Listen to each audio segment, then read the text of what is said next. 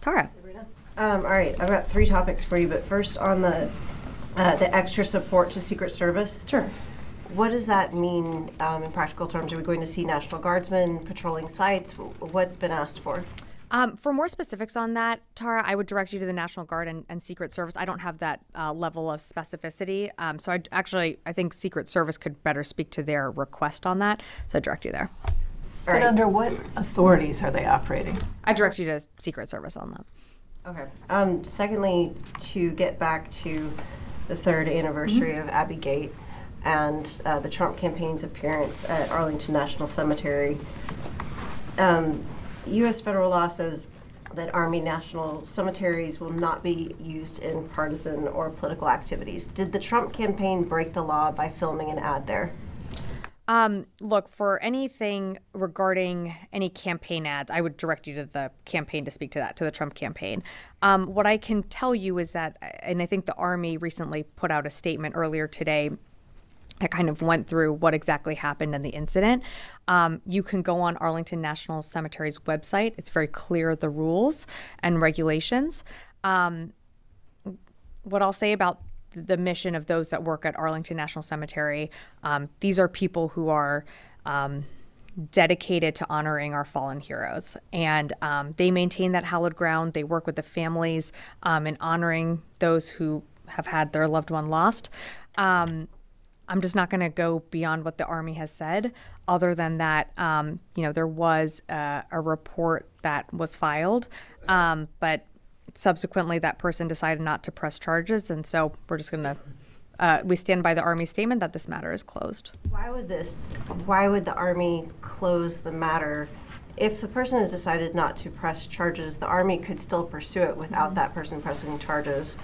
But secondly, the fact of filming an ad on a national cemetery, if the Army doesn't further pursue this with either civil penalties or whatever can be done, what's to stop the next person from filming a political ad there? Well, what I would say is the rules are very, very clear. They're also online and available on the Arlington National Cemetery website.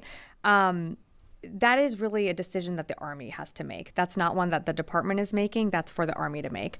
The Army considers this matter closed. The department stands behind the Army on that. Jen. So, Sabrina, I'm trying to understand, in your understanding, what happened at the cemetery. Yeah. And also, I'm sorry, you had also, just to go back to your earlier question on under the authorities, I direct you to the National Guard on that because it's going to vary on location. So I'm sorry, I should have been a little bit more specific. I would just refer you to the National Guard under what authorities those guardsmen are going to operate.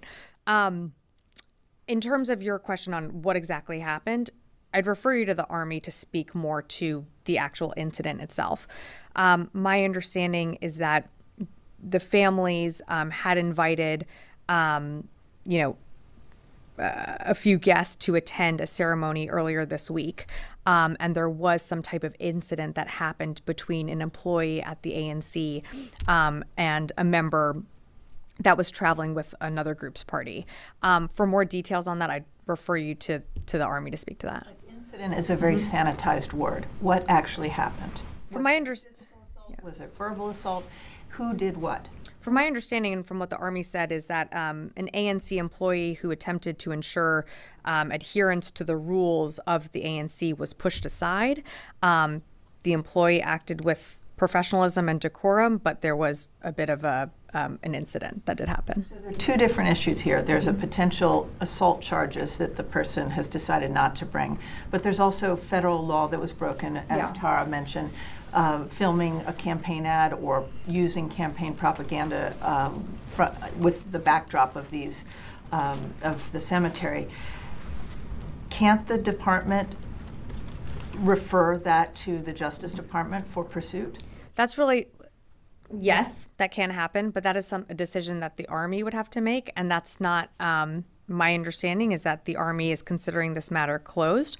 But in terms of, just to get to your broader question on political ads, that's not something that the department has a say over. That's something that gets adjudicated at the FEC level and between campaigns. So that, for anything that's used in an ad, I would refer you to the campaigns to speak to that. It is a federal law not to use what is essentially a base that is controlled by this department And the defense secretary could overrule the Army. Why is he deciding not to overrule or get involved in this?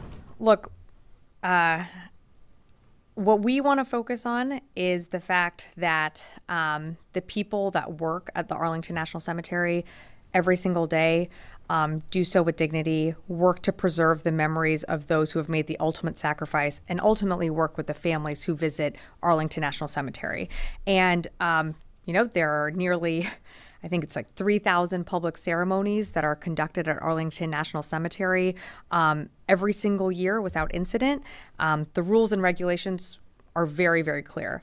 What happened earlier this week is very unfortunate. It's really the decision for the Army to make on to pursue any other path forward. The department right now is not doing that, and the Army, we stand behind the Army in considering this matter closed. Just last question, sorry, but on the National Guard Association appearance by former President Trump, there were National Guardsmen in uniform who stood up and cheered what was a political speech at the event, a campaign-style speech. Is that against the rules? I believe that was I don't know enough about that event, honestly, so I just don't want to speak to it from here. I'm happy to look into that and come back to you. I think so, I think that it is against the rules. Warren. Ukraine